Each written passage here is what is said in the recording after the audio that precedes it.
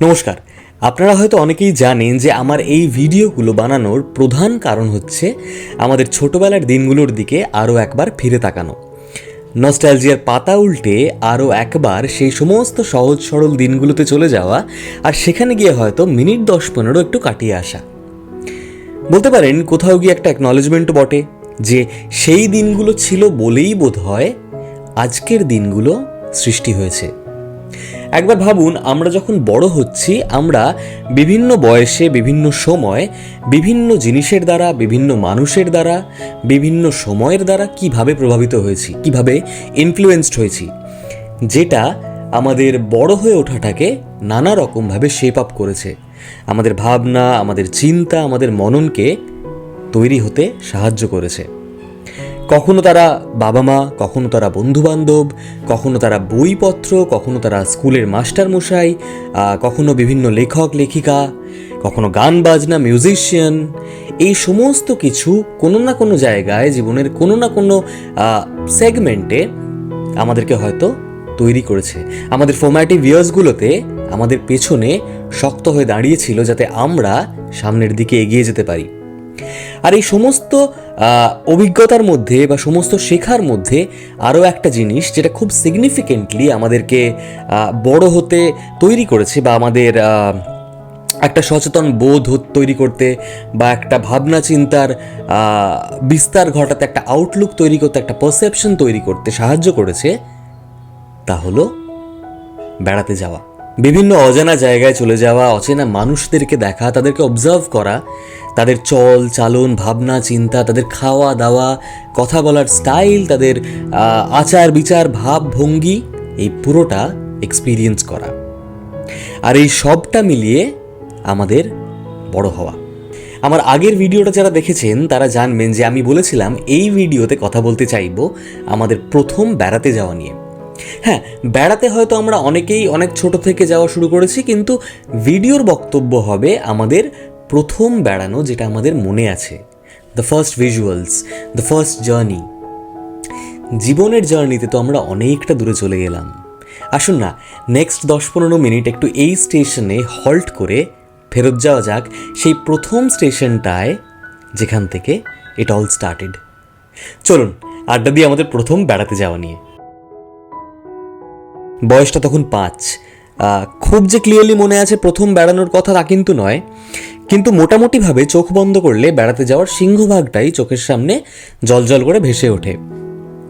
আমরা বর্তমানে দীঘা, পুরী, দার্জিলিংকে নিয়ে অনেক মজা করি, কখনো সখনো দীপুদা বলে হেসে উড়িয়ে দিই, কনসিডারেশনই রাখি না। কিন্তু অনেকেরই এই দীঘা, পুরী, দার্জিলিং থেকেই তাদের প্রথম জার্নি শুরু হয়, তাদের যাত্রাপথ শুরু হয়। বর্তমানে যখন আমি ভিডিওটা বানাচ্ছি, হয়তো অনেকেই এই মুহূর্তে পশ্চিমবাংলার বা ভারতবর্ষের বিভিন্ন জায়গায় বসে হয়তো একটা দীঘা, একটা পুরী বা একটা দার্জিলিংয়ের টিকিট কাটবেন কিনা ভাবছেন তাদের প্রথম জার্নি শুরু করার জন্য। যাকে ভিডিও ফেরত আসা যাক। আমার ক্ষেত্রে আমার প্রথম বেড়াতে যাওয়া শুরু হয়েছিল, মানে মনে করার মতন বেড়াতে যাওয়া শুরু হয়েছিল পুরী থেকে। আবারও বলছি, আমি কিন্তু একবারও বলছি না যে 5 বছরের আগে আমরা কোথাও বেড়াতে যাইনি। আমি যখন পুরনো ছবি ঘেঁটে দেখেছি, আমি দেখেছি আমরা জব্বলপুরে গিয়েছি, আমার পিসির বাড়ি, কিংবা আমি বেনারসে বাবার কোলে অনেক ফটো দেখেছি আমার, কিন্তু সেই বেড়াতে যাওয়ার বিন্দুমাত্র কিন্তু আমার মনে নেই, মানে অলমোস্ট ব্ল্যাঙ্ক আর কি সেই মেমোরিগুলো। কিন্তু 1992 সালে আমাদের পুরী যাওয়াটা আমার চোখের সামনে যেন আজও ভেসে ওঠে। মনে পড়ে সময়টা 92 সালে পুজোর বেশ কয়েক মাস আগে। আমাদের বাড়িতে একটা বৈঠকি আড্ডা হচ্ছে, আর সেই আড্ডায় হঠাৎ করে ডিসাইড করা হলো যে আমরা পুজোর সময়, অর্থাৎ পুজোর ষষ্ঠী, সপ্তমী, অষ্টমী, নবমী, দশমী, এই 5 দিন আমরা এবার পুরীতে কাটাবো। আমার বাবা বরাবরই খুব হজুকে মানুষ ছিলেন, আর তাই যখনই ডিসিশন নেওয়া হলো যে আমরা পুরী যাব, তৎক্ষণাৎ তিনি সমস্ত বেড়ানোর দায়িত্ব তার কাঁধে নিয়ে নিলেন। বলে রাখি, আমি যখন বড় হচ্ছি এই সময়টা, বা ইনফ্যাক্ট আমার বড় হওয়ার একটা খুব মেজর পার্ট, আমি প্রিডমিনেন্টলি একটি খ্রিশ্চান পাড়া কিংবা একটি অ্যাংলো ইন্ডিয়ান সোসাইটির মধ্যে বড় হচ্ছি আর কি। ন্যাচারালি আমার ভেতরে দুর্গাপুজোর প্রতি টানটা বাকিদের থেকে একটু হলেও কম। কম্পারেটিভলি আমি ক্রিসমাস খুব ভালো করে সেলিব্রেট করছি, আমি নিউ ইয়ার খুব বড় করে সেলিব্রেট করছি, আমার বন্ধু বান্ধবদের সঙ্গে, তাদের সঙ্গে পাড়ায় ঘুরে ঘুরে ক্যারল গাইছি, লজেন্স পাচ্ছি, এইগুলো হচ্ছে। সুতরাং আমার আর দুর্গাপুজোর মধ্যে খুব যে একটা ঘনিষ্ঠ টান ছিল তা কিন্তু নয় ওই সময়টায়। যেটা পরবর্তীকালে হয়েছে, রিয়েলাইজ করেছি দুর্গাপুজোর ব্যাপারটা কি, দুর্গাপুজো আর কলকাতার ফ্যাসিনেশন, এটা অনেক পরে হয়েছে। তো যাই হোক, দুর্গাপুজো মানে আমার কাছে সকালবেলা বাবা বাইকে করে ঠাকুর দেখাতে নিয়ে বেরোতেন, তখন এত ভিড় হতো না। আর সন্ধেবেলা করে ট্রামে, বাসে, অটো করে ঘুরে বেড়ানো, খাওয়া দাওয়া, খেয়ে দিয়ে বাড়ি চলে আসা। তো that was it for me in terms of Durga Puja. তো এমন একটা সময় যে আমরা দুর্গাপুজোর সময় কলকাতার বাইরে চলে যাব, দুর্গাপুজোর সময় বা দুর্গাপুজোর দিনগুলোতে কলকাতায় থাকবো না, ইট wasn't a biggie for me. বরং আমার মনে হয়েছিল যে কলকাতার দুর্গাপুজো দেখেছি, কলকাতার দুর্গাপুজো দেখি, এমন একটা জায়গায় যাওয়া যাক যেখানে কোনোদিন যাইনি। আর প্র্যাকটিক্যালি সেটা আমার প্রথম বেড়াতে যাওয়ার একটা অভিজ্ঞতা হবে বলে আমি বুঝতে পারছি অলরেডি আর কি। তো নিমেষেই মোটামুটি ঠিক হয়ে গেল যে বেড়াতে যাব। মনে করে দেখুন, সেই সময় রেলওয়েজের টিকিট পাওয়া যায় কয়লাঘাটা কিংবা ফেলি প্লেসে। বাবা একটি নির্দিষ্ট দিনে সকালবেলা বেরিয়ে গেলেন, বেরিয়ে গিয়ে আমাদের সবার টিকিট কাটা হয়ে গেল। আর তখন থেকেই মোটামুটি পাড়ায়, বন্ধুবান্ধব সার্কেলে সবাই জেনে গেল যে দুর্গাপুজোর সময় আমি কিন্তু আর কলকাতায় নেই, এইবার আমি যাচ্ছি পুরী। এক এক করে দিন এগোয়, আর এক এক দিন করে আমি যেন পুরী যাওয়ার দিনটার আরও কাছে চলে আসছি। প্র্যাকটিক্যালি আমার মনে পড়ে সেই সময় রোজ রাতে ঘুমোতে যাওয়ার আগে মাকে জিজ্ঞেস করতাম আর এক্স্যাক্টলি কত দিন বাকি আমাদের পুরী যাওয়ার, আমরা পুরীতে গিয়ে কী করব, কোথায় থাকবো, পুরীতে কি কি দেখার আছে যা কলকাতায় নেই। মা বলতো পুরীর সমুদ্রের কথা, পুরীর বালির কথা। চোখ বন্ধ করে যেন নিজের মতন করে এঁকে নিয়েছিলাম পুরীর রাস্তা ঘাট, সমুদ্র সৈকত, সব কিছু। শুনতে পেতাম সমুদ্রের গর্জনের আওয়াজ। যাই হোক, সেই সময় বেড়াতে যাওয়াটা কিন্তু শুধুমাত্র বেড়াতে যাওয়া ছিল না, স্পেসিফিক্যালি মায়েদের জন্য। বেড়াতে যাওয়ার আগে ছিল সংসার, বেড়াতে গিয়েছিল সংসার, আর বেরিয়ে ফেরত এসেছিল সংসার। রওনা দেওয়ার কয়েকদিন আগে যেন বাড়িতে একটা অদ্ভুত তাড়া পড়ে গেল। আমি দেখছি মা ব্যাগ গোছাচ্ছে, বিভিন্ন জিনিসপত্র ভরছে, আমার জামা কাপড়, মায়ের জামা কাপড়, বাবার জামা কাপড়, বাবার ওষুধপত্রগুলোকে বাবার ব্যাগের ঠিক পকেটে নেম ট্যাগ দিয়ে ভরে রাখা। আরও একটা কাজ যেটা হলো বিভিন্ন পাউচের ভেতরে টাকা পয়সা ভরে বিভিন্ন খাপে খাপে খাপে খাপে সুটকেসে ঢুকিয়ে রাখা। আলমারি থেকে ক্যাশটাকে বার করে নিয়ে এসে সেটাকে ভাগ করে কিছু টাকা তোষকের তলায়, কিছু টাকা সিংহাসনের ড্রয়ারের ভেতরে মা ভাগ করে রাখছে। আর এই সমস্ত কিছুর মধ্যে একটা বড় কাজ যেটা ছিল তা হলো ফ্রিজ পরিষ্কার করা আর রান্নাঘরের সমস্ত আনাজকে ক্লিয়ার করা, যাতে কোনো কিছু নষ্ট না হয়ে যায়। তরকারি রান্না করা হচ্ছে, ফ্রিজ থেকে জিনিসপত্র ব্যবহার করা হচ্ছে, কিছু কিছু সবজি, কিছু কিছু মাছ আমাদের ডোমেস্টিক হেল্পকে দিয়ে দেওয়া হচ্ছে। একটা অত্যন্ত সাধারণ মধ্যবিত্ত ফ্যামিলির খুঁটিনাটি। আর তার মধ্যে এসে পড়া একটা হঠাৎ বেড়াতে যাওয়া। আমাদের পুরী যাওয়ার ট্রেনটা ছিল রাত্রিবেলা, আর স্বাভাবিকভাবেই বেড়াতে যাওয়ার প্রবল উত্তেজনা। কিন্তু সেই উত্তেজনার মধ্যে কোথাও গিয়ে কিন্তু বাইরে থেকে কেনা খাবার নিয়ে এক্সাইটমেন্ট ছিল না। মনে পড়ে রওনা হওয়ার দিন রান্নাঘরে দুপুরবেলা থেকে মায়ের একটা ব্যস্ততা। ডিনারটা কিন্তু বাড়ি থেকেই নিয়ে যাওয়া হবে, লুচি, সাদা আলুর চচ্চড়ি আর একটা করে মিষ্টি শেষ পাতে। ইনফ্যাক্ট চাটাও বাড়ি থেকে ফ্লাস্কে করে বানিয়ে নিয়ে যাওয়া হলো। স্টেশনে পৌঁছলাম নির্ধারিত সময়। স্টেশনের সুবিশাল স্টেশন ঘড়ি, প্রচুর মানুষ, প্রচুর ট্রেন, একটা অদ্ভুত ভিড়, সেই দেখে আমার চোখ ধাঁধিয়ে গিয়েছিল। আর সবার মধ্যে কেমন যেন একটা অদ্ভুত তাড়া, সবাই তাড়ায় রয়েছে। যে লোকটা ধরুন টিনের ওই সর্ষের তেলের টিনের বক্সগুলোকে বা টিনের ক্যানগুলোকে কেটে জনতা ঢাকা দেওয়ার জন্য ব্যবহার করতো, টিম টিম করে জ্বলতে থাকা জনতা, আর সেটার উপরে ফুটতো চা, সেই লোকটা যে চা বিক্রি করছে তারও তাড়া। যে লোকটা মাথায় করে বা যে মুটেটা মাথায় করে স্যুটকেস, ব্যাগ এইগুলো বয়ে নিয়ে যাচ্ছে তারও তাড়া। যে শয়ে শয়ে যাত্রী, যে শয়ে শয়ে লোক কোনো না কোনো ট্রেন ধরে কোথাও না কোথাও যাবেন, তাদেরও তাড়া। সবার মধ্যে একটা অদ্ভুত তাড়া। আর এই তাড়ায় তাড়ায় ভিড়ে ভিড়ে আমরা এসে পৌঁছলাম আমাদের কম্পার্টমেন্টের সামনে। না, এসি কম্পার্টমেন্ট নয়, স্লিপার ক্লাস। সেই সময় অক্টোবরে বেশ ঠান্ডাই থাকতো। আর পুজোর সময় মধ্যবিত্তর পকেটে এসে পৌঁছেছে সদ্য পাওয়া বোনাস। সেই সময় পকেটটা কিন্তু গরম, আর তাতে এসি কোচ লাগে না।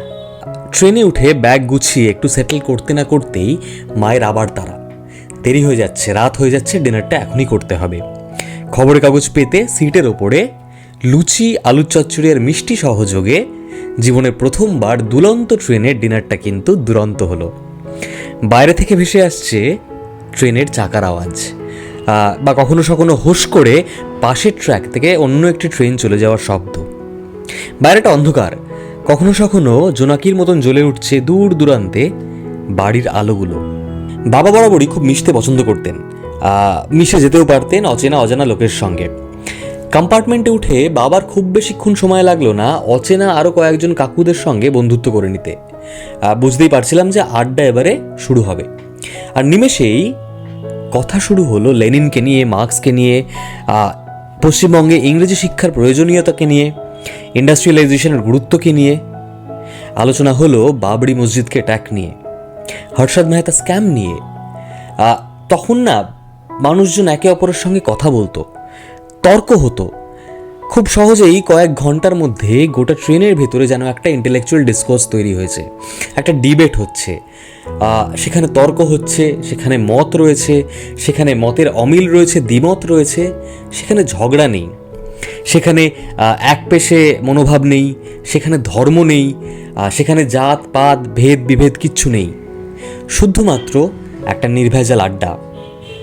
আর সেই আড্ডায় হয়তো বাবা এবং বাবার মতন অন্যান্য যারা কাকুরা বাবার সঙ্গে আড্ডা দিচ্ছিলেন, তারা হয়তো এই ট্রেনটাকেই মাইক্রোফোন বানিয়ে নিয়েছিলেন তাদের বক্তব্যগুলোকে বা তাদের মতগুলোকে পেশ করতে। আর খোলা জানলা থেকে ফুরফুরে হাওয়া চুপটি করে সে সমস্ত বক্তব্যের সাক্ষী হয়ে রইল। সারা রাত ধরে চলল এই আড্ডা, আর সঙ্গে চলল মায়ের বানিয়ে নিয়ে আসা ফ্লাস্কে করে কাপের পর কাপ চা। ভোর 4টে পৌঁছলাম পুরী স্টেশন। চোখ থেকে তখনও ঘুমটা কাটেনি। মা কানে কানে বলে উঠল, উঠে পর, এসে গেছি তো, সমুদ্র দেখবি না? ব্যাস, সঙ্গে সঙ্গে ট্রেনের জানলা দিয়ে ঘুম যেন পালিয়ে গেল। তারপরের কয়েকটা মুহূর্ত, প্রায় মিনিট 15-20 যেন একটা খুব ব্যস্ততা, একটা কোলাহল।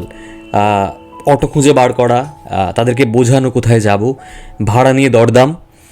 ইন বিটুইন আগের রাতের বাবার যে তর্কসঙ্গীরা, তাদেরকেও দেখতে পেলাম না। বুঝলাম যে হয়তো তারাও অ্যাবস্ট্রাক্টের ডিবেটের থেকে বেরিয়ে গিয়ে এখন বাস্তবের বার্গেন নিয়ে বড় বেশি ব্যস্ত অটোওয়ালাদের সঙ্গে। আমাদের থাকাটা ছিল স্বর্গদ্বারের কাছে বাবার একটা অফিসের হলিডে হোমে, একটা সোকল্ড মডেস্ট হলিডে হোম। একবার ভাবুন, আমাদের কাছে আজকে যেটা মডেস্ট, তখন কিন্তু সেটা আমাদের কাছে লাক্সারি ছিল, আর সেটা আজও অনেকের কাছেই কিন্তু লাক্সারি। যাই হোক, অত্যন্ত সাধারণ একটি হলিডে হোম। আমরা ঢুকলাম নির্ধারিত সময়। হলিডে হোমের বাইরে থেকে দেখতে পেলাম অন্যান্য বারান্দা দিয়ে ঝুলছে জামা কাপড়, লুঙ্গি, শাড়ি ইত্যাদি। বুঝতে পারলাম ওই ঘরে যারা থাকেন তারা হয়তো আগের দিন সমুদ্র স্নানটা সেরে ফেলেছেন। ভিজে এসে ভিজে কাপড়গুলো কেচে হয়তো তারা ওই বারান্দায় মেলে দিয়েছেন। ইন বিটুইন বাবা রিসেপশনে কথা বললেন। কথা বলার পরে আমাদেরকে আমাদের নির্ধারিত রুম দেওয়া হলো, সাধারণ একটি রুম। আমরা রুমে পৌঁছলাম। দরজা দিয়ে ঢুকেই একটা বড় ঘর, সেই ঘরের মাঝখানে একটা বিছানা রয়েছে। সেই বিছানায় মোটামুটি আমি, বাবা, মা তিনজনেই ধরে যাব। বিছানার ঠিক সামনেই একটা ছোট্ট টি টেবিল রয়েছে, আর দুদিকে দুটো কাঠের চেয়ার। একটা কর্নারে একটা স্টাডি টেবিল রয়েছে, একটা পড়ার ল্যাম্প রয়েছে। স্টাডি টেবিলের ঠিক ডান দিকে ছিল বাথরুম, একটা বড় বাথরুম। তখন বাথরুমে শাওয়ার নেই অফকোর্স। কল রয়েছে, দুটো বালতি রয়েছে, একটা মগ রয়েছে, ইন্ডিয়ান টয়লেট। বেরিয়ে এসে ডান দিকে আরেকটু এগোলে হচ্ছে আমাদের ব্যালকনিটা। ব্যালকনি দরজা খুললে ছিল দুটো চেয়ার, মাঝখানে একটা গোল টেবিল, একটা অ্যাশট্রে। আর সেই ব্যালকনি থেকে দেখা যাচ্ছে সমুদ্র। আবার ব্যালকনি দিয়ে যখন ফেরত ঢুকলাম, ঢোকার পরে আবার ডান দিকে যাচ্ছি। ডান দিকের একটা কোণে এক ফালি রান্নাঘর, পর্দা টাঙানো, টিভি নেই, এসিও নেই। যেটা রয়েছে সেটা হলো একটা অদ্ভুত শান্তি, একটা পিস। আর এটাই ছিল আমাদের পরের 5টা দিনের জন্য বাসা। এই বাসায় ঢাকের শব্দ আসে না, দুর্গাপুজো ঢাকের শব্দ আসে না, তবে যেটা আসে সেটা হলো মায়ের গল্পে বলা সমুদ্রের গর্জন। আর যেটা ছিল তা হলো এক বুক আকাশ আর এক আকাশ সমুদ্র। নিমেষের মধ্যেই মা চলে গেল রান্নাঘরে চা বানাতে, আর সঙ্গে সঙ্গে বাবা নিজের ব্যাগের ভেতর থেকে স্ন্যাপার 35 ক্যামেরাটা বার করে শুরু করলো ছবি তোলা। বারান্দায় গিয়ে সমুদ্রের ছবি, সূর্যের ছবি, দূরে দাঁড়িয়ে থাকা অচেনা ডাবওয়ালার ছবি, প্রচুর লোক যারা অত সকালবেলা স্নান করতে যাচ্ছে সমুদ্রে তাদের ছবি, ঘরের ভেতরে এসে রান্নাঘরে সসপ্যানে গরম জল বসিয়ে চা বানাতে ব্যস্ত মায়ের ছবি, আর এই সব কিছু দেখে হঠাৎ করে চমকে ওঠা আমার ছবি। এই সব কিছু ছবি হয়ে রয়ে গেল। ইন বিটুইন দুধ হলো চা, আমরা খেলাম, আর ফ্রেশ হয়ে শুরু হয়ে গেল আমাদের পুরী ভ্রমণ। পুরীতে আমরা যে কদিন ছিলাম প্রত্যেক দিনই আমরা হলিডে হোমেই খাবার খেয়েছি। মা রান্না করতেন আর সেগুলি আমরা খেতাম। প্রত্যেক দিন ভোরের দিকে সবজিওয়ালারা বাঁকে করে সবজি নিয়ে আসতো হলিডে হোমের গেটের সামনে, তাদের থেকে সবজি কেনা হতো। আর বেলার দিকে বাবা স্বর্গদ্বারের কাছে বাজারে গিয়ে সেখান থেকে মাছ বা মাংস কিনে নিয়ে আসতেন, যেদিন যেটা হতো আর কি। তো সেই খাবারই আমরা খেতাম। বাইরে খাওয়াটা হতো না, তার দুটো কারণ প্রাইমারিলি। এক হচ্ছে বাইরে খাবারটা খরচা সাপেক্ষ একটা ব্যাপার। পরিবারটা অত্যন্ত মধ্যবিত্ত একটি পরিবার, যে পরিবারটা খরচা করে পয়সা জমিয়ে বোনাসের টাকা থেকে একটু টাকা নিয়ে বেড়াতে গেছে। আর দ্বিতীয়ত, বাইরে খাবারের প্রতি মায়ের খুব একটা সহমত ছিল না বেড়াতে এসে। মা মনে করতেন যে বাইরে খাবার দাবারটা অ্যাভয়েড করাই ভালো যখন বেড়াতে আসছি আর কি। আর সেই সময় আমারও বয়সটা অনেকটা কম। বাবা মায়েদের ক্ষেত্রে যেন এক সংসার কলকাতায় ফেলে রেখে গিয়ে ভিন দেশে একটা সম্পূর্ণ নতুন সংসার তৈরি করা, পুরোটাই যেন এক স্বপ্নের মতন। আজ ইন্টারনেট হয়েছে, টেকনোলজিক্যাল ডেভেলপমেন্ট হয়েছে, মানুষের জীবন অনেক ইজিয়ার হয়ে গেছে, হয়তো বেড়াতে যাওয়াও এখন অনেক বেশি সিম্পলিফাইড হয়ে গেছে, হাতে টাকা এসেছে আমাদের। কিন্তু এসবের মধ্যে কোথাও গিয়ে মনে হয় না যে আমাদের আগের সেই সহজভাবে বাঁচার তাগিদটা নেই। মা যখন পুরী যাওয়ার আগে রাতগুলোতে আমাকে পুরীর গল্প বলতো, সমুদ্রের গল্প বলতো, কোথাও গিয়ে যেন একটা ক্রিয়েটিভ ভিজুয়ালাইজেশন কাজ করতো। চোখ বন্ধ করে ভাবতাম সমুদ্রটা নীল হবে, সৈকতটা হলুদ, সমুদ্র সৈকতের পাশ দিয়ে একটা রাস্তা এগোবে। কোথায় গেছে আমি জানি না, আমি দেখতে পারছি না। অনেকটা দূরে হয়তো একটা লাইট হাউস রয়েছে। মা বলতো অনেক হোটেল রয়েছে পুরীতে, তো ভাবতাম রাস্তার এদিক ওদিক হয়তো হোটেলগুলো রয়েছে। প্রচুর মানুষ সমুদ্র সৈকতে, রাস্তার ওপরে, হোটেলে, হলিডে হোমে তারা রয়েছেন।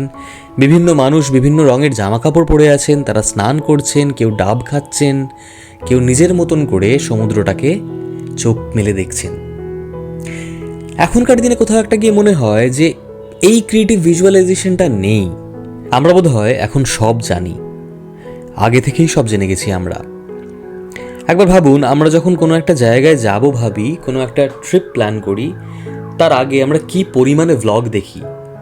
হ্যাঁ, আমরা ভ্লগ দেখতেই পারি, সেটা আমাদেরকে অনেক হেল্প করে, আমরা জানতে পারি সেখানে কি আছে, সেখানে কি করতে পারি আমরা। কিন্তু কোথাও গিয়ে এইগুলোর দরুন আমাদের না ভাবনা চিন্তার বিস্তারটা অনেকটা কমে গেছে। আপনি যখন একটা বই পড়ছেন, ছোটোবেলা আমাকে যখন আমার ঠাকুমা লালকমল নীলকমলের গল্পের বই পড়ে শোনাতেন, তিনি যখন বলছেন যে লালকমল তরোয়াল বার করছে, যুদ্ধ হচ্ছে, আমি ভিজুয়ালাইজ করতাম যে একজন ছেলে, খুব বেশি বয়স নয়, সে তরোয়ালটা বার করছে, যুদ্ধ করছে। বা মা যখন পুরীর গল্পগুলো বলছিল আমাকে, আমি কিন্তু ভিজুয়ালাইজ করছিলাম যে পুরীটা এরকম দেখতে হতে পারে। এখন কিন্তু আর হয় না। এখন পুরী বলুন বা প্যারিস বলুন, আমরা পুরোটাই জানি। আমরা জানি কোথায় কি আছে, সেই সাসপেন্স, সেই ক্লাইম্যাক্স, আর হয়তো সেই এক্সাইটমেন্টটাও আর আগের মতন নেই। তাই হয়তো আমার মনে হয় অনেকের ক্ষেত্রেই এখন বেড়ানোটা একটা টাস্ক হয়ে গেছে। এক্সপ্লোর হয়তো করে খুব কম সংখ্যক মানুষ, কিন্তু অনেকের জন্যই এটা একটা কাজ। প্রত্যেক বছর এই কাজটার পাশে একটা টিকমার্ক দিতে হবে। আর তাই বেড়াতে যাওয়ার আবেগটাও এখন অনেকটা ক্ষণস্থায়ী। এখন বেড়াতে যাওয়া মানে একটা বড় বেডরুম, একটা কমপ্লিমেন্টারি ব্রেকফাস্ট বাফে, কিছু এয়ারপোর্ট সেলফি, আর সোশ্যাল মিডিয়া হ্যাশট্যাগ, তাই না? লিখে জানেন না আপনার কি মনে হয়, বা আপনার বেড়াতে যাওয়ার এক্সপিরিয়েন্সের কথা। আজ উঠি, রাত হলো, নমস্কার।